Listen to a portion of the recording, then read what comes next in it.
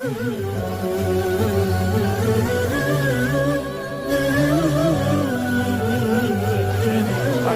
show it to you on your phone today, so then you can watch it, all right? On top of that, you also know that there are authentic reports that there was a Roman army that was being prepared to attack Medina, right? No. So this is the problem. This is the problem. How have I never seen that way? No, this is the problem. In Syria, they're at war with the Persians. Where's this talking about? Excellent. Where does it say they're planning to attack Medina? So if you like Ibn Kathir so much, get Bidayah wa Nihaya. Bidayah wa Nihaya. You never heard of Bidayah wa Nihaya? No. I mentioned it to you last time. So if you're a good student, my student's not on it. You're proving my objection with everything you said. No, I'm not. Let me explain it to you, right? Once again, when I looked at the verses from the Bible, you told me you have to look at context, the old covenant. I agree. Same thing with the Quran. Excellent. So when I look at, for example, here, I'm just going to give you an example, right? Deuteronomy chapter 25, verse 11.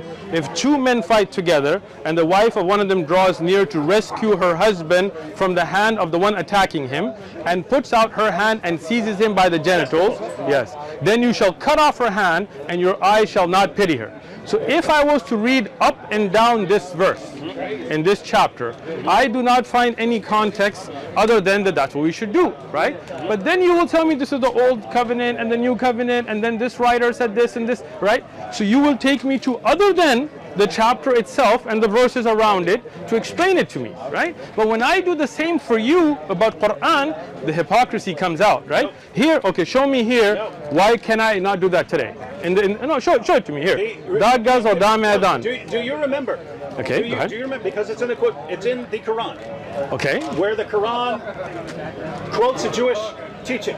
Surah 5, verse 32. Okay. If anyone kills a man, except for certain things, that is not a Jewish teaching. That is not a Jewish teaching. If it's in the Talmud, let me explain. That is definitely a Jewish teaching. Let me explain it. In the rest, can I explain? Chapter 4. Can I explain? Okay. Look, I'll let you speak. You let me speak. That's the way it works, right? When you say that ruling can be found in Jewish scriptures, I have no problem with that. But that is a ruling in the Quran. Hold on. Let me finish. In the Quran, that is not taken as a Jewish ruling. That is the hukm of Allah that Allah has ordained upon us. Okay? And we believe in that hukm, right? You trying to run away from answering the verse now have jumped to that. I'm willing to answer it. Excellent. Part of the, Go ahead. To explain it. Go ahead. But that was a misquote. That was not. That's an ayah in the Quran from Allah, not a Jewish teaching. If they have the same teaching, they had the same Allah that revealed it to them. That's fine. He quotes it as for the children of Israel. So obviously they had it. And Again, so that's what I explained to you earlier, that these ayats are applicable for us as well. Okay, go ahead. Okay, so go ahead. None of that is the point. Reference. The point there was the reasoning for Jews behind that if you kill a man, it's as if you killed all mankind. Sure. The rabbis who are commenting on this are saying because you're killing all his future offspring. So they took that very seriously as far as destroying someone's family line. What does that do? So, woman and balls. What does that? Because if your husband and some other dude are fighting, okay, and you defend your husband, by crushing his testicles. It didn't say crushing, grabbing, but go ahead. You're making up. That's what the. Again, it says. See, again, he's lying in the Bible now. He's making. See, no, you are lying because listen. Everybody that has a Bible at home. No, you're caught today again, David. Again. No. Everybody that has a Bible at home. Hold on. Deuteronomy. No, not necessarily. Deuteronomy. Hold on. Deuteronomy 25:11. Does it say crushing or seizing? You are lying into your own Bible. Read it. Oh my goodness. If you reach down and grab someone by his testicles in the middle of a fight. Bro, you were in jail, you did some time, you probably kicked some dude in the nuts before. Doesn't mean you can't have kids anymore. This is a very harsh. So are you saying this is applicable today? No. Why not? I don't see that in this verse or in this chapter that it's not applicable. Well, you can, if you read over and over again, it said, and these are the regulations for the children of Israel. No. But today, the children of Israel, for example, if you're Jewish, can you implement this as a Christian who's Jewish by race? I would say as a Christian, you should not try to destroy someone's family line. So then you would not. Would you implement this? Yes or no? He's caught. Cutting off the He's caught. No, that's, He's caught. It's over, bro. That's look. Listen. If you read Miskin, this, wallahi, no. miskin. If you read this, You want some water or something? If you read this, they are dividing up the land and giving it as an inheritance, right? Look. These passages are about not screwing up someone's future descendants. Look, I'm reading through this, right? There are many rulings about if you curse your parents, you should be put to death. If a young woman who is a virgin is betrothed to a husband and a man finds her in the city and lies with her, then you shall bring them both out of the gate. Hold on. No. I'm giving you context. Muhammad and the Bible. Yeah, sure. You have Sheikh Uthman here. See, you see, you're trying to jump, right? You see, I'm jumping, right? Jump. Let me finish. This is the same verses. You're saying this should not be same implemented. chapter. You're saying this should not be implemented, but you're defending. Look at this. You're quoting Deuteronomy. Excellent. You're quoting Deuteronomy, the book you're attacking. Deuteronomy, Genesis. I got you, bro. Deuteronomy. This guy loves Deuteronomy. You think? Deuteronomy. Okay, hey, everyone. How do we know Muhammad's a prophet? Because he's in the Bible. Okay. What are you going to do here at the Dawah table? Attack the Bible. You can't trust Deuteronomy. It's okay. Go ahead. I'll let you speak. How do we know Muhammad's a prophet? Because he's in Deuteronomy. And they don't get it. I'll wait for him. This is amazing stuff. All right. I'll let him speak. Go ahead and attack the Bible. I'll let you speak. Defending. Go ahead, speak, bro. Speak. Go ahead. Attack Finish. the Bible that you're done? and that your prophet you're done, bro? believed it. You're done? Yeah. You are done. Yeah. Muhammad and the Bible. He thinks my name is Dr. Jamal Badawi. You're distributing the tracts. You don't believe in them? I believe in them, but I didn't write it, so don't think that I wrote it. Now hold on. Let me explain this to you now. Go ahead. You want it's in Spanish. You want the English one? Go for it. Brief illustrated guide to understand. Oh, look at I'm trying to get away from this. You think I'm gonna let you Okay. Hold on. We're gonna stay here first. All right. Now. That you attack the book that you're using for dawah to defend your prophet. First thing. Let me reference this. All right. Okay. I personally have not researched enough on the reference to the Prophet Muhammad ﷺ in the Bible to be making that claim myself. There are other scholars who have, and they have written on it, and this is for them, and I have no problem with that. That does not mean that we believe everything in the Bible is true. We do believe that some of the true message could be in here, and the Quran is our guide to that. So we're very clear on that. What I was trying to show you here, see now you see that? You see that? You see that? You see that? You see that? You see that? He doesn't want to hear it. He doesn't want to hear it. He doesn't want to hear it.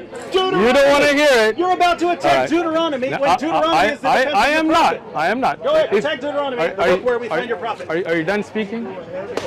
See, like I asked you if you're done. I asked you if you're done. This is awesome. And he said he's done, but he won't let me speak. You notice that?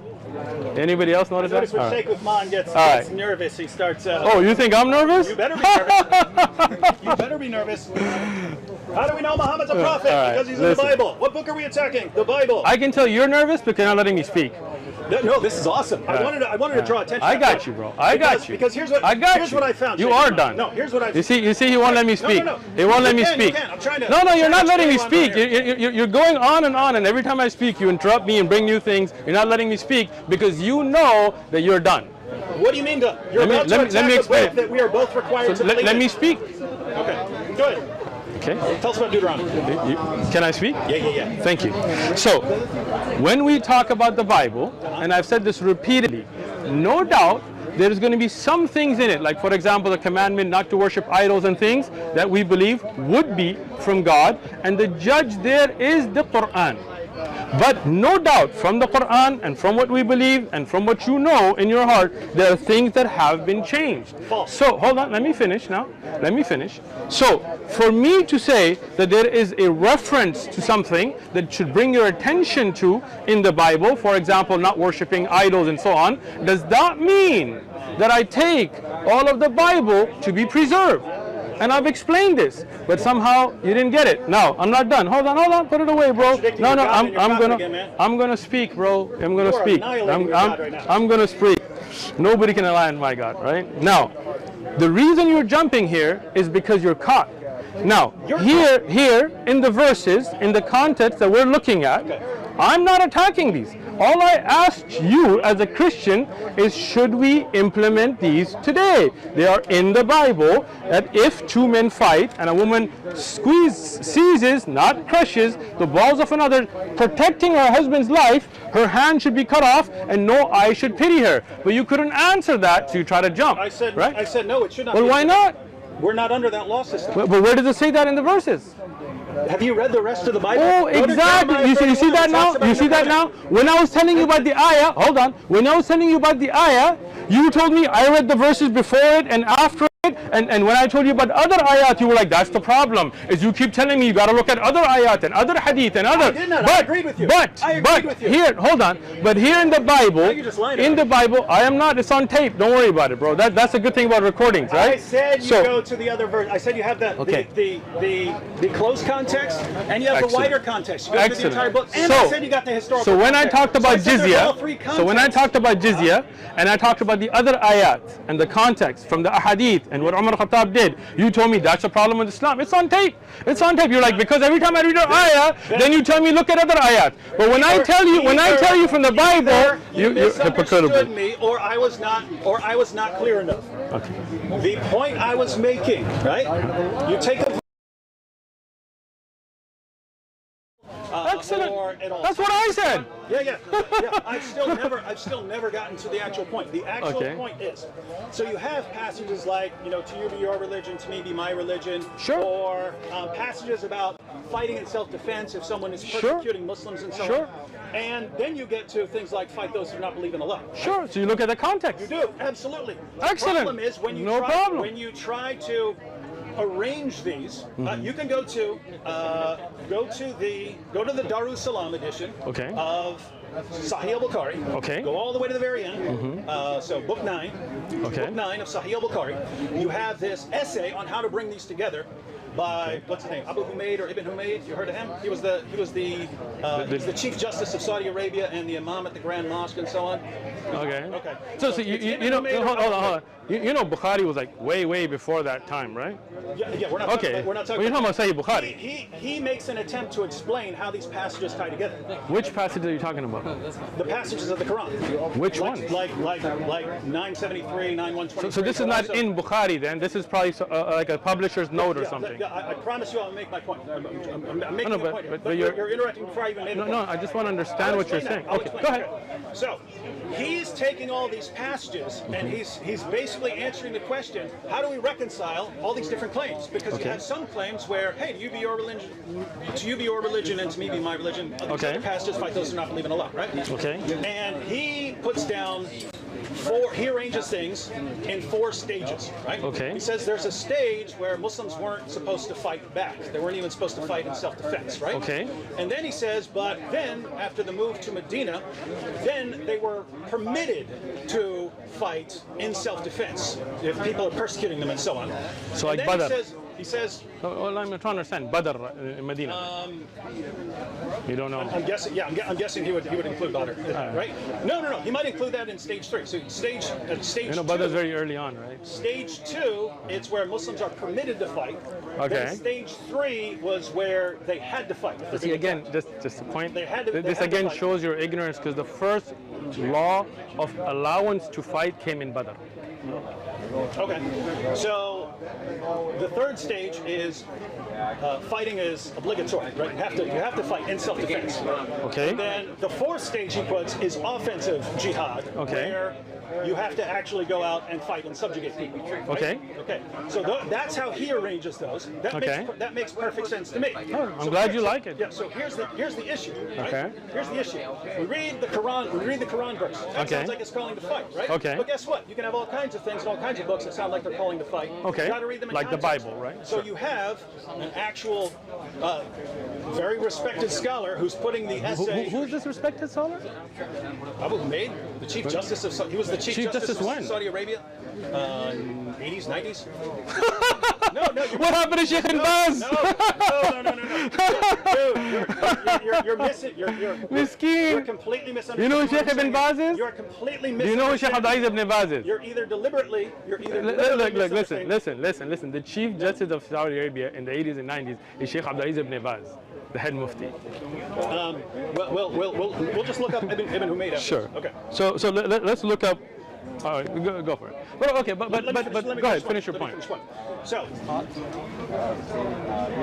he says, how do we reconcile this? That's the conclusion that he comes to. Okay. That's the conclusion he comes to. Sure. I look at the same passages.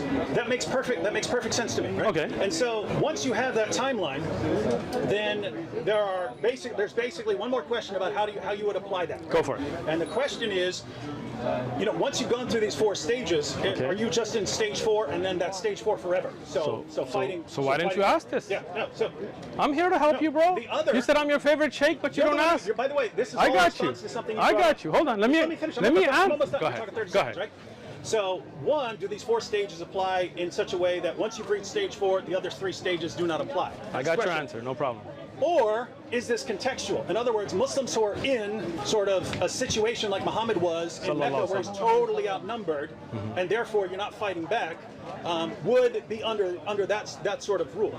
Sure. I can see that, right? So that, as far as why you should not be running around implementing Surah 9, verse 29, I would interpret it because you're more in the situation of Muhammad in But you're not a scholar to interpret it, so I don't know why you're coming up with your interpretation.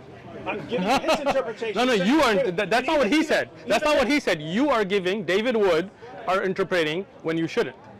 Okay, and by the way, here's the entire point. I gave you more than 30 seconds. Keep going, bro. Then you responded. Here's the overall entire point. The point is, read the Quran, get all these verses. How do we reconcile them? Oh, here's a good way to reconcile them. Now it all makes sense. But that doesn't look good. Fight those who do not believe in Allah means that once you get in a certain situation where you're the most powerful force, you violently subjugate people, force them to pay jizya, impose conditions on them, and so on, or you keep fighting them until they're not, until they're gone or something like that. Okay. Right? So that's what it looks like. And then even with the hadith of Muhammad saying, I've been commanded to fight people until they say there's no God but Allah and Muhammad is his messenger and so on, that all fits into that. And here's the point. Even if that's completely wrong, to say, well, you're wrong about that, and therefore you need to go to all these different scholars. You got to go to all these different scholars and consult all these different scholars to figure this out. You're talking about passages that are calling for violence against other people, calling for the violent subjugation of the world when you read them like that, right? And in order to figure out what Allah is really saying, you have to do all these, decades of research. I did not say that. So the problem is, which we always come back to, the Quran claims to be clear. We open it. Well, we got some problem on understanding these verses. How do we reconcile them? We reconcile them in a way that constantly escalates the violence. And if that's wrong, how do you know what you're supposed to do? Well, you're supposed to spend a lot of time going to all these scholars, but that means that it's just not clear. So we're not talking about reading the context or reading the entire book. You have to go outside of the book, and then when you get to the hadith, then you have to go to the outside of the hadith, and you have to go to all these scholars. That is a lot of work to understand who I'm supposed to kill and who I'm not supposed to kill. You know what I mean? Are you done? I'm done. You are done. Now, as I said, you know that I'm not nervous because I let you speak respectfully. And you know you are nervous because you keep interrupting me. So let's see if you interrupt me now. Let's try it now, right? So, now, as I told you from the beginning, the Quran clearly tells you, if you don't know, يَسْأَلُ الْأَهْلُ الذِّكْرِ, ask those who know. I didn't tell you you have to go and do tens and years of research. All you got to do is go to somebody who is learned, who is scholarly, who has knowledge, and say, Sheikh, I read this ayah, I read this hadith, how do we implement it? What verse is hold on. Yes, Allah dhikr. Everybody knows the ayah. No, somebody what verse look up the ayah. In kuntum la ta'alamun yasalu ahlu dhikr. I was thinking 21. I got you. Hang on. Okay, so can I finish now? Or I just want to make sure that you're presenting that correctly. Yo, you can go ahead. I'm just going to look. Bring the ayah. If you don't know, ask those who know. We memorize the ayat. We don't really look at. So go ahead. Can I continue, or is your nervousness not letting me speak?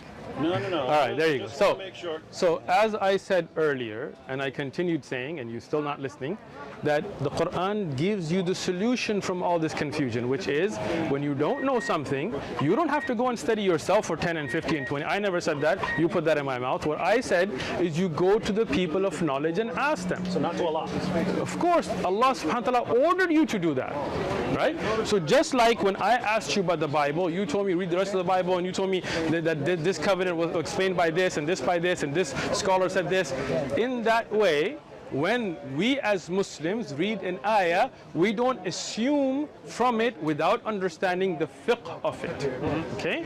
That's why we go as students of knowledge to shuyukh, and they spend years, 20, 30, 40 years studying all the texts, but not every Muslim has to. Rather, when you go to the scholars, they, having dedicated that life, will explain to the answer in 2 minutes.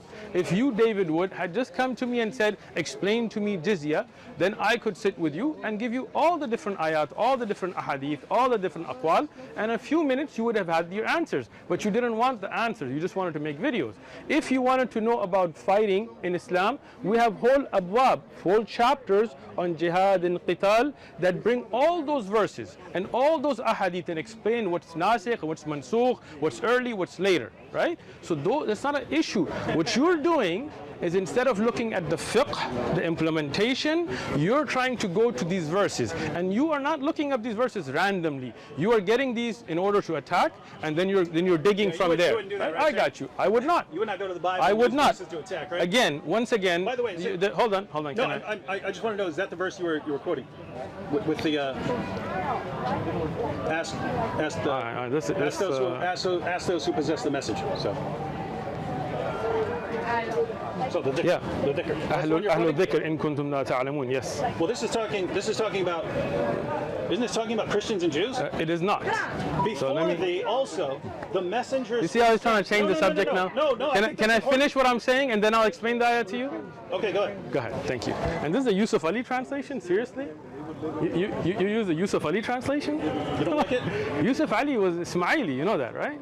I believe Hilleli Khan actually says this is talking about Jews and Christians here. Oh, he says the previous scriptures. All right, so get Hilali, and I mean here, look at Mustafa Khattab here. What's the? Bring it up here. 21:7. Go for it. Whose phone is this? I have no idea. Go ahead. Finish. All right, go ahead. So let's get back to the point.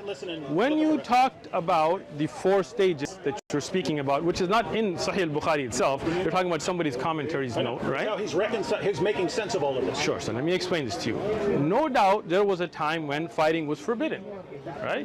And then a time came when fighting was allowed, right?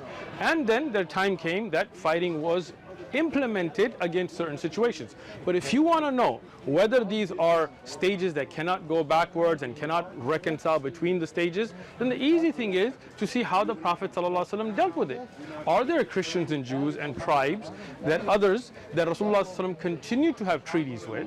Are there those that the Khulafa in the time of Abu Bakr and Umar and Uthman, Ali radiallahu anhum, continued to have trade with, for example from Sham, and they were not being attacked, right? And are those, like in Tabuk for example, where they were attacked, and what was the context of what was going on when they were attacked? What are the rules and regulation of difa'? For example, are you paying attention to what I'm saying, or you're just smirking away, right? In difa', when you are attacked, for example, there is no need for an amir. Right? You defend yourself. But offensive jihad, one of the conditions is that you have to have an amir, a Muslim leader that unites and brings the Muslims together for offensive jihad. Right? So if you're in a time where you don't have such an amir, you cannot initiate an offensive jihad. Right? Even though you are past the 4th stage. You understand what I'm saying? For offensive jihad, there are different rulings, different amounts of times you give, certain conditions that are done. And even in that time, there is the ability for the Khalifa to make pacts with people, peace treaties with people. Understand? If you look at Abbasiyya and Umayyah and others, they made treaties with other Are you paying attention? I'm not objecting, just clarification. Do you believe there can be another caliph now? Why not? Okay, just asking. Why couldn't they? I don't want to sidetrack, but how would that happen? Would that be like scholars decide on? I mean, not just scholars, but the Muslim Ummah would come and give bay'ah to a person, and you know, as a consensus to come with one leadership. Yeah. And we hope Allah will give us a khalifa soon, inshallah. Okay, so now do you understand about the 4 stages, or you just didn't pay attention during that part? I understand completely. I just disagree, and it wasn't really my point. What did you disagree with when I said? The point I'm making. If I were to go to, I'm really confused about these passages. Let me go to a scholar. Yeah, okay, go ahead. What if the scholar tells me, yeah, you had these 4 stages, and once you reach stage 4, then there's this. Sure. I go to a different scholar, and he says, what? That's nonsense. What are you talking about? Easy answer for you. Just like a Christian. If I went to a Christian preacher and he told me that God made people in his image and that's why God was white and black people aren't a part of God and whatever, or the Christian pastor here in California that was saying that the Pulse shooting was a good thing and gays should be shot and so on, as a Christian, he may be a pastor, but you would say, does that come in line with what he's presenting from the biblical scriptures? So we as Muslims say, Zin bil kitab wa sunnah. Hold on, listen now, bro. When a scholar gives you... just reached the problem.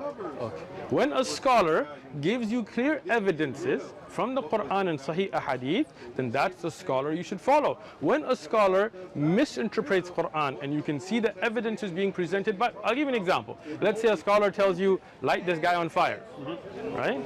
And I tell you, David, don't do it, bro, because Rasulullah ﷺ forbid punishing with the fire, right? So now which scholar are you going to listen to? The one who punishes with fire. Right? True, yeah. So now which scholar should you listen to? The one who can back it up. There you go. But that means it comes down to the sources. The problem is when we're reading the sources. Of course, but the difference is the scholar understands the different sources, different ayat, and brings them together to explain it to you. You, David Wood, are just Googling one ayah, not understanding the rest, and trying to make your own interpretation. Hence the problem. Like this is me. You're acting like this is me. Oh, we're talking about you. So for example, in this Surah 21 verse 7. Right? Okay. So you got Yusuf Ali. Before the apostles we sent were but men. Yeah. I'm giving that as an example. Before the apostles we sent were but men, to whom we granted inspiration. If you realize this not, ask of those who possess the message. Okay. You read the Hilali Khan, and we sent not before you, O Muhammad, but men to whom we inspired. So ask the people of the reminder, the scriptures, the Torah and the gospel, if you do not know. Excellent. So here, anyway, here's the Let me explain it now. This is Hilali and Khan, and they're saying what this verse is talking about is asking Jews and Christians who have their book. Sure, right? I got you. So if it's not, that's the point. If it's not what that means, who in the world am I supposed to listen to? Let me tell you. Okay, good. Is Hilali or Yusuf Ali your person you have asked? No, it is not. Yeah, you just Google it, right? They're not. I went to their translation. That's yeah. You Googled it, right? You looked it up. I did not Google it at all. Okay, so you looked it up on the internet, right? Yeah. This is not asking a teacher. This is you again going in, looking at one verse and thinking you understand it, right? If you had asked a scholar, then I would have told you, or I'm a student of knowledge, but a scholar would have told you that this ayah in the explanation from the Sahaba themselves who were there, explain that no doubt that the people of scripture had a knowledge about Rasulullah sallallahu alaihi wasallam, and that's why many of them became Muslim. But this ayah is applicable for us as well, and that's why Allah subhanahu wa ta'ala used the word dhikr. You know what dhikr means? Reminder. Right, but what is dhikr in the Quran? Inna anzalnahu. Right there, it applied to the earlier scriptures. Right, but this is the Quran making tafsir of the Quran, if you understand, right? The word dhikr has been used for the Quran itself. And for the Torah and the Gospel. Right? Exactly. Why? Because part of the wahi. Right? So under that, the Quran and what is preserved, if we had, from the earlier scriptures, the hadith that is a part of the wahi, those scholars that are well versed in the dhikr, then they are the ones you should ask. So today, if you go to a scholar who is well versed in the Quran, in the hadith, then this ayah is as applicable to us as it was to those that I was talking about earlier, that if you knew, then you should have looked at the scriptures which mention the Prophet ﷺ and accepted it, right? But this ayah is not nasikh or mansukhan, right? This is where the muhkam, the ability to give hukam, continues. Now, if you you ask a scholar today who is well versed in the dhikr, in the Quran, in the hadith, then they can give you references and explain the concept. No problem, it's very easy. But instead of going to that route, I want to look up this ayah and think that I know what it means. I want to look up this hadith, whether it's strong or weak, and think what it means. Why not just come and say, hey, I want to understand the concept of jizya from a fiqh perspective. So looking at all of the ayat, looking at all of the hadith, the research that we've already put in, sit down and explain it to you. But you don't want the answer, right? It doesn't work at all. Why does it not work? Because I come to you. Explain this to me. Sure. I get a different explanation from the one that I get from Ibn Kathir. Ibn Kathir is not your teacher. You didn't ask Ibn. Again, hold on. Ibn Kathir is a book of tafsir. He wrote books to give his books. I know. But he was not explaining fiqh here. He was explaining an ayah and things that are related. It was not in the implementation. It's not a book of fiqh. So instead of going to, you didn't go to any other Islamic scholar and ask this question. You went and tried to make your own interpretation based on Ibn Kathir or whatever else. Here, I gave you the answer, right? I gave you the other ayat, other ahadith, but then you didn't like that. You want to continue to make your videos, right? But what I'm saying is, why not come and ask? If you don't want to ask me, not me, go ask another scholar. Sit down with a scholar, a qualified Islamic scholar, and say, I want to understand the ahkam of qital. In our time, what are the ahkam of qital? And a scholar will say, this ayah, this ayah, this ayah, this ayah, this ayah, this hadith, this hadith, this hadith. You don't have to do that research. That's what a scholar does. And with all of that, he'll give you a clear answer. No. But you don't want a clear answer. No. This is the same as exactly. Yeah. I say you don't want a clear answer. He goes, no, I don't want a clear answer. Let me give you an example. Right? So you take a verse like no compulsion. Truth comes out, bro. Truth comes out, whether you like it or not. Take a verse like no compulsion in religion. Sure. You go to something like a scholar. Tafsir Qurtubi. No, again. Instead of going to a scholar, you're going to Qurtubi, which you don't understand. You can never read about Islam. You can't just read You can. No. Read the commentaries. You'll only be misled. Just like when I mentioned about the Bible, you told me you got to look at other verses and other that you can't just read the Bible. You can. I agree, but you're not telling me to read other verses of the Quran. You're telling me I have to go to a person. I am. But what I'm saying is, if you're willing to dedicate years and years of research, looking at all the different issues, I have no problem with that. But as a student of knowledge, hold on. Hold on. To figure out what this verse is saying. Hold on. Listen. You're talking about a whole system of life. You're talking about a penal code. I'll be talking about a verse. No. But again, the Quran is not just one verse. Right? You're talking about something that has the rules and regulations of war. You're talking about those stories of the past, of the future, about prayer and fasting, about dealing with your neighbors. All of that, no doubt, if you want to start implementing it, requires scholarly work. Right?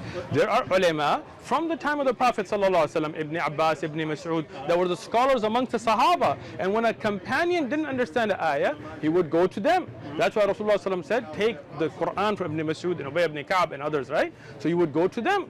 And then when they would ask them, they would explain it not from their own interpretation, from the other ayat of Quran, looking at context, looking at ahadith, they would give an answer.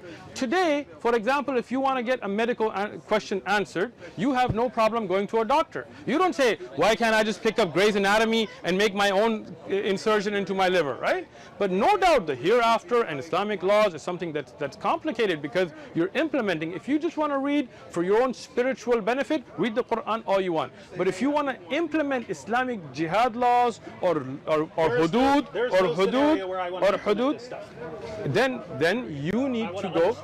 Okay, if you want to understand it, excellent. So when you want to understand the rules and regulations of jihad and jizya and things, you need to go to those who are experts in it. Just like if you want to understand legal system in America, you don't just pick up the Constitution and go, to me 2B means this. No, you go to a legal expert to understand it. Just like the Bible. If you want to understand the Bible, we have people like McCarthy and others who write these. But you even told me, McCarthy's, when I pointed out from McCarthy, you were like, that's just one guy. You threw him under the bus. But you would go to a Christian and ask, hey, is this applicable today or not? Is this a proverb? Is this a simile? Is this Jesus giving a direct ruling? Or is this something that has a different meaning? Just like that. But you don't want to give the same courtesy to Islam because David Wood just wants to make videos. Wrong. So, and I know we have to be wrapping up here, but we do, yeah. Just to explain my perspective here, right? So, back to what I mentioned earlier. And this is not to belabor this particular point, but it's if I were to look it up in the tafsir, of course, sure. So I look up this verse. He gives, according to this guy, and this guy, it means this. Exactly. According to this guy, and this guy. Perfect example. Thank you. Something completely different. Thank you. According to this guy, and this guy, but he's quoting Muhammad's companions and all these other guys who are giving all of these different interpretations. Exactly. Right? So here's the thing. The idea that you just nailed your coffin right now. But go ahead. The further you go back in time, the less they know. That's not true. To where Muhammad's companions are walking around, the verse means this, and someone else says, no, it doesn't mean that, it means this, and they're giving completely different interpretations. I'll let you speak. They're applying completely different hadiths to the situation. They're saying in the historical context for this one was this one, and the other one says no, the historical context was that. Excellent. If there's that much confusion back then, the idea, I'm just going to go to a scholar, all the scholar could possibly do is explain why there's so much confusion. Nope. Unless everyone back then except one particular interpretation. I got you. Go ahead. Had it correct. Speak. And anyway, here's the point. That wasn't the point? I read a verse of the Quran. Go ahead. I read a verse of the Quran. That sounds like this. Let me look it up. So I look it up in the commentaries, and I find that according to Muhammad's companions, they didn't agree on it. There's all these different interpretations. Sure. So I go around, you look at the relevant hadiths, and you get different interpretations of the verse. Sure. And your solution is, well, you have to go to a guy. The problem is, I could go to a guy who favors this guy in the commentaries more than this other guy. And so I'm still going to get, you're acting like if I go to scholars today, I'm going to get this consensus opinion on what this verse means. And I know enough to know that that is not true. You don't. I do. Let me explain to you why. Okay, let me tell you now. Okay. Are you done speaking? Are you done speaking? Go. Are you done speaking, bro? Yeah, sure, go ahead. Thank you for nailing your coffin. Let me explain Most confusing religion. It is not. Most confusing. It's most confusing because of the lack of your ability to understand one simple concept, which is no one could agree on what any of again. these things mean, You see how he doesn't let me speak. You see that? All your audience, let him see how I quietly listen to him because I'm not nervous, but this nervous guy, he keeps interrupting me because he knows he nailed his coffin. I will explain it to you. Well, because you're not letting me speak. Now, when we go back to Qurtubi, there are riwayat there that are authentic. There are riwayat there that are da'if, that are weak. So this is the job of scholars. Qurtubi, Tabari, Ibn Kathir, they collected all of this. Tabari, many of the riwayat he collected, he himself says this is weak. Ibn Kathir as well. These are jami' tafasir. These are tafasir that put together the bigger picture for scholars to go and look at research. But the problem is David Wood is too ignorant to understand. Hold on, let me finish. Let me finish. Let me finish. Let me finish. When you look at 10 interpretations, the reason you're confused because you don't have enough knowledge or enough sense to ask a scholar. The scholars, what they do, like my teacher, Sheikh Abdul Salam, he has a book of tafsir where he brings those interpretations and says this narration is da'if, it's weak. This is why it's weak. Its chain is weak. Qurtubi mentions it, but it's da'if. Ibn Kathir mentions it, but it's da'if. At-Tabari mentions, but it's weak. And then here is what is authentic. What you should have done is started with a simpler tafsir, like for example tafsir Sa'di, which only gives one opinion. He does not give all these other opinions, which many of the scholars. Know all the opinions. Excellent, but then you are not qualified enough to know the weak from the strong, right? Do you know Ilm al-Rijal? You don't, because you don't. Do you? If you're saying that Muhammad's companions. Again, you're saying this. You're saying this again, and I've explained this. That is not that the Muhammad's companions sallallahu alaihi wasallam are wrong. It's because many of those narrations are weak in their chains. People were lying about them. They were not lying. Again, lying. there is a difference. There is a difference between kadhab, a lie, and a da'if hadith, right?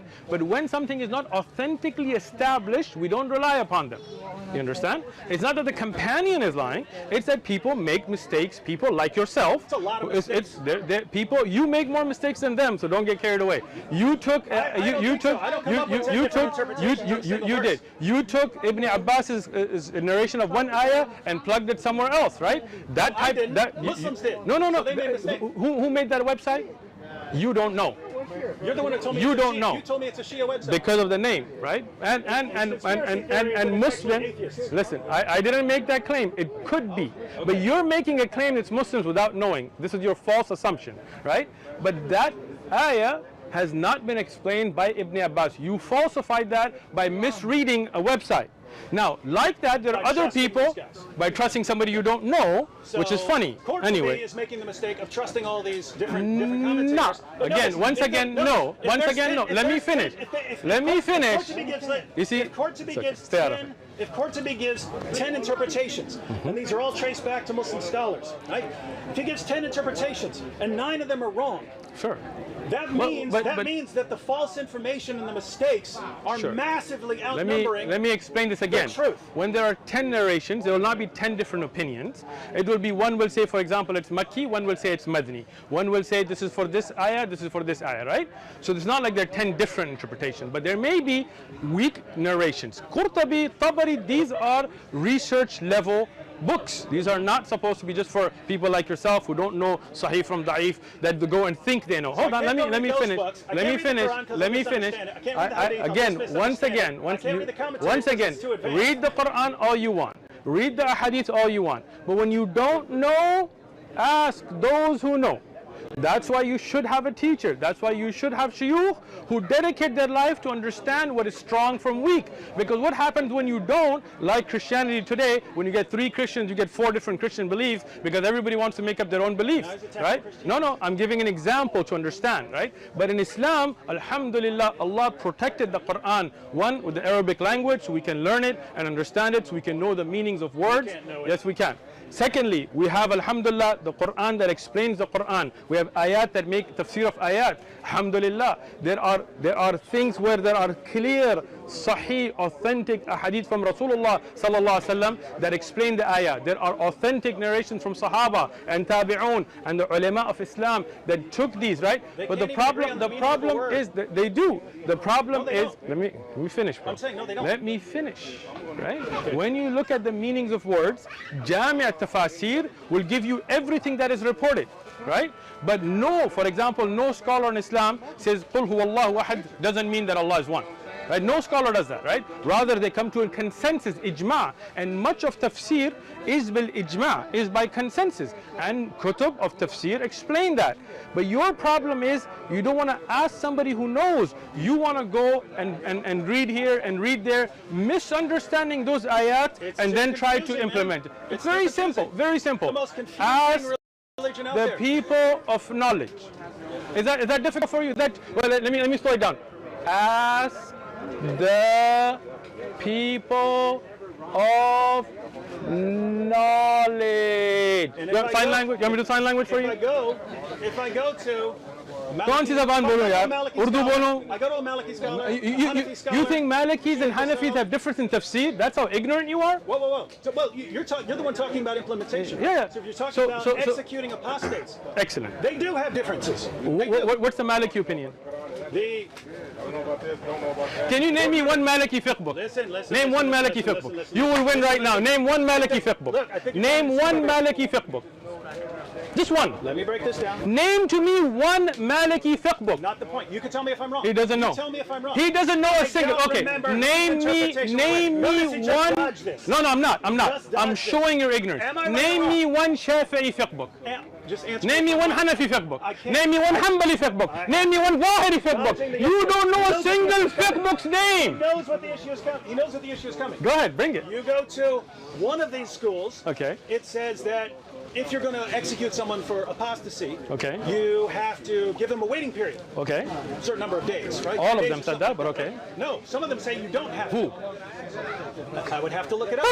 You know, look it up where? You know I'm right. Look it up where? No, you're not right. All of the madhahib agree that if you're going to, you have to give that person a chance. If I quote someone who says, listen. They disagree as well on whether female apostates are to be executed or not. Let me explain this. Is there a disagreement among the 4 schools? Let me explain. Is there a disagreement among the 4 schools on whether female apostates are killed like male apostates? Not mu'tamidan, right? But you don't even know what that means, so I got to explain it to you, okay? Explain it. When you say a Shafi'i book, or a Maliki book, or a Hanafi book, or a Hanbali book, or a Zahiri book, many scholars thousands or hundreds of thousands within that madhab wrote books. Many of them were wrong about things. Many of them scholars got it scholars, wrong? yeah, people. Oh man, I'm glad I didn't go to those scholars. I'm glad that you think that Christian scholars never get anything wrong, right? I'm glad I didn't go to those scholars. Gotcha. I'm glad Gotcha again. I didn't go to those scholars. Gotcha again. So you're telling me Christian scholars. Listen, you're saying Christian scholars never get anything wrong? Well, it's over. It's over. You're done. Wallahi, you're done. If you have Wallahi, you're done. explaining me how to act in the world. Christian scholars never get anything wrong. Is that true? No. Well, I'm glad I didn't go to those scholars, right? Oh, come on, man. You're done. Now let me explain the point to you. You're interpreting me as saying that, oh, Muslim scholars can get something wrong. Shame on me because I wouldn't. No. Muslim scholars can't. Absolutely not. I'm saying if you're claiming, you're acting like there's this consensus. You pick a scholar on certain issues. On certain issues there are ijma'. On certain issues there is ijma'. Certain issues there is khilaf. Yes. We study those. Now let me explain the madhahib. Let me benefit you by letting you learn something. I wasn't even done. You interrupted me. You interrupted me. I'll keep this short. Go ahead. You always say that and then you go on. Go ahead. Very short. Go ahead, bro. I got you. Keep this very short. So, in Christianity, there are consensus issues. In Islam, there are consensus issues. Right? Agreed. When we look up the issues where there are disagreements in Islam, it's things like fight those who do not believe in Allah. And Christianity. Carry out you think all those crusades and all those battles for the cross weren't under the Bible? They're not getting that from there. They didn't use the Bible to justify crusades? Oh, you're as ignorant of history as you are of Islam. What are they using? Excellent. What verse are they using? I'll tell you what. Hold on. If you go. That's what the Crusaders said when they raped, massacred with the cross. Love your enemies, right? I'm saying, where did they get it from? Excellent. Do this. When you go home, look up the Pope's writings using the Bible to justify. Yes? What verse? Give me a verse that you can use. Look, I am not the one that studies the Bible or the popes. Right? I didn't come with that claim. But I'll tell you what. Attacking the Bible. No, I don't. No. Listen. Look, there are plenty of verses that they have used. I want one verse that would actually, in context from a scholar, be used to justify. You want just a verse? No problem. I got you.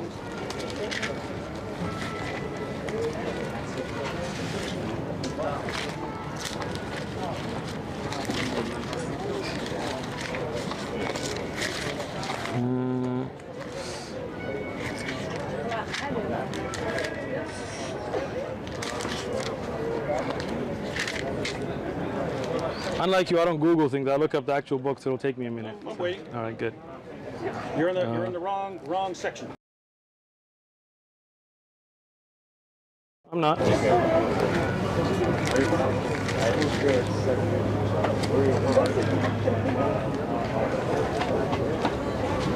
You looking for Luke 19:27? Try that one. Luke 19:27. Excellent. All right, I do. But bring here those enemies of mine who did not want me to reign over them and slay them before me. Can this verse not be used to slaughter people? Thank you. No. Thank you. If anyone. Thank you. If you think people can be that sloppy, because what happens? Now we need. Okay. So now look at. Go ahead. That's a perfect example. Excellent. It is. Go to Luke 19:27. You start reading at verse 12. Okay. Jesus is telling a story. He Excellent. tells a story yes. About a king. And what's the point of the story? To give you a lesson. No, it's to use the The story is not to give you a lesson. And this is and why? Listen, when you have such problems, I got you, bro. But when you give stories, you are giving your disciples a lesson. And if you are saying that no Christian has ever used this verse, show me one. Sure, we'll look it up when we go home. All right, sure. We'll look it up. Christian would have to be the biggest idiot in all of history. There are plenty of big idiot Christians, bro. There are plenty of big idiot Christians. You know that. You know that's that. True. But we're not Thank you. Yeah. Hitler quoted Bible verses in his speeches. Is that not true? Yeah, he also said he preferred his but he did quote biblical verses to promote his genocide. So are there Christians who use biblical verses to massacre and kill? You have just proven yourself to be wrong. Thank you very much, David Wood, for coming out. Have a good trip. Not. Yeah. We're talking about consensus of scholars, and you name a bunch of people. Look. You said that a Muslim who just picks up the Quran can misunderstand these ayat, and I told you that the same is true for the Bible, and you said, show me a verse that a Christian could pick up and read and misuse it to kill people. I showed it to you, and you admitted on camera that a person who believed in Jesus, according to his own admission, Hitler used them. Now, go home. Go home. The passage literally starts with, and he told them they're terrible. But there are Christians that you will find that have taken. Sure, we'll look it up. When you go home, look up the Pope's. A Christian quoted 1927. Hold on, listen. When you go home, look up the Pope's writings to justify the crusade, and look at the biblical verses that were used. How's that, Dave? I'm still waiting for. Are you going to look it up when you go home? The Pope's writings to justify the crusade. Send me the verses. Okay, let's do it. Send me the verses. Send me the verses. All right, and if you find them, you're going to admit that you were wrong. If you.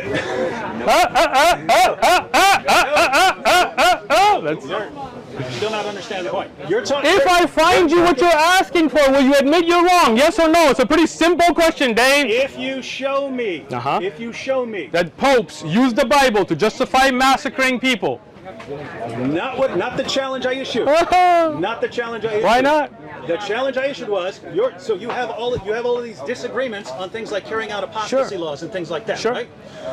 Among scholars. If I find you Christian scholars that have used biblical verses to kill people, how's that? No, you have to show that there's disagreement. You have to show that there's actual disagreement. So you mean there's agreement that you should kill people on those verses?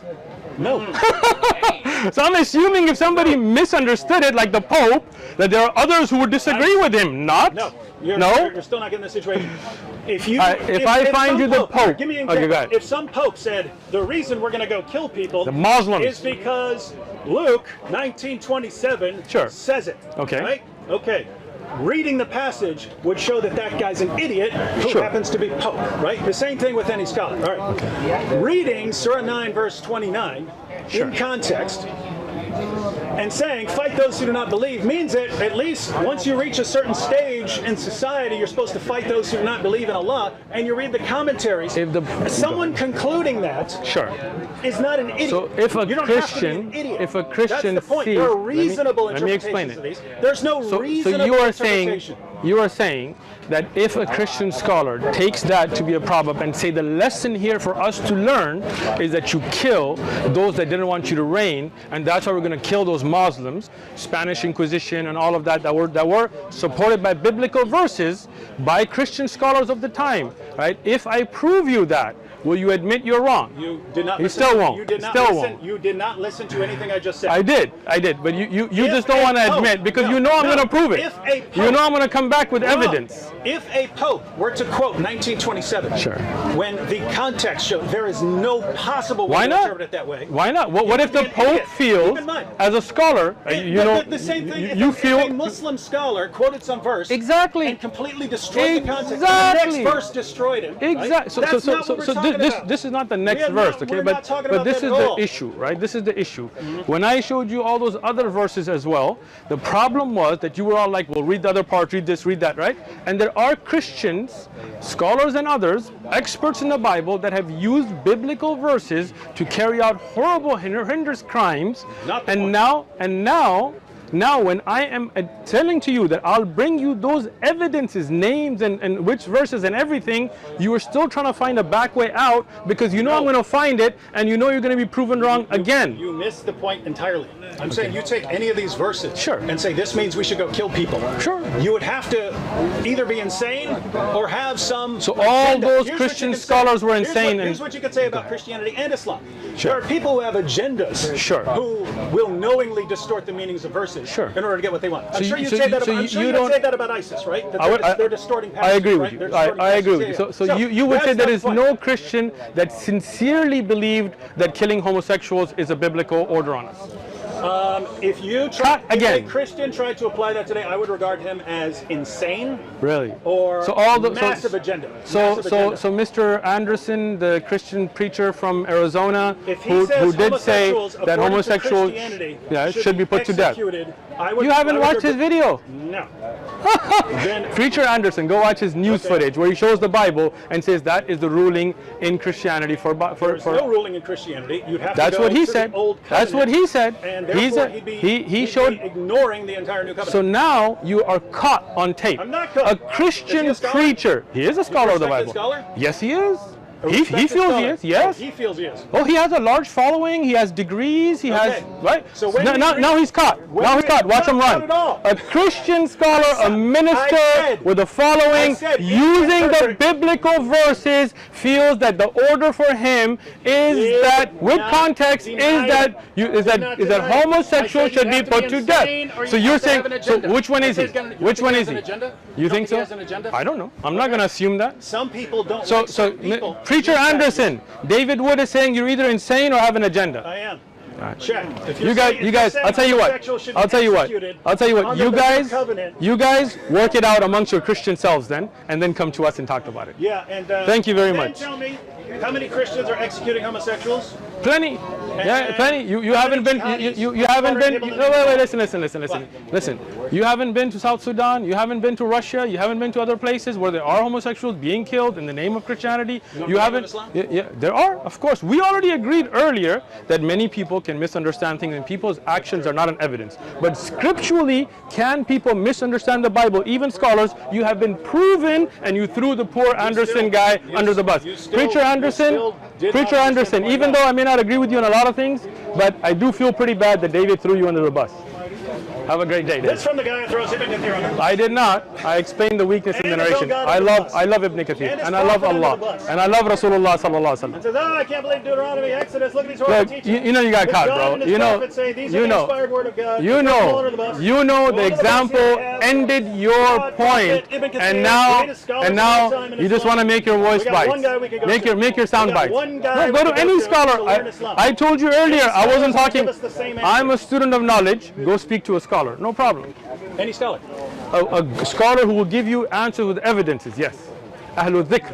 Okay, well, any scholar can say, here are the stages of jihad, look. Again, if a scholar tells you to do something that is clearly against the hadith, then you know that's not a scholar upon the Quran, with Sunnah, and the way of the Salaf of the Ummah, right? How can fight those who do not believe in Allah be against the hadith when Muhammad said, I've been commanded to fight people until they say there's no God but Allah? Right, because you could go to other hadith and try to use those to change the meaning, but there aren't a lot of clearer passages than fight those who do not believe. When we look at Muhammad, I've been commanded to fight people until they say that there's no God but Allah. And if you get to a position where you say, but in order to understand those, you have when the Quran says, but if they incline towards peace, then incline towards it too. Then what? No. But isn't the Quran, right? It's under a different. Where does it say that it's under defensive jihad? That's how you No, you got caught again. What is it? 60? Hold on. Ooh, poor guy. Try. Hold on. I got you, bro.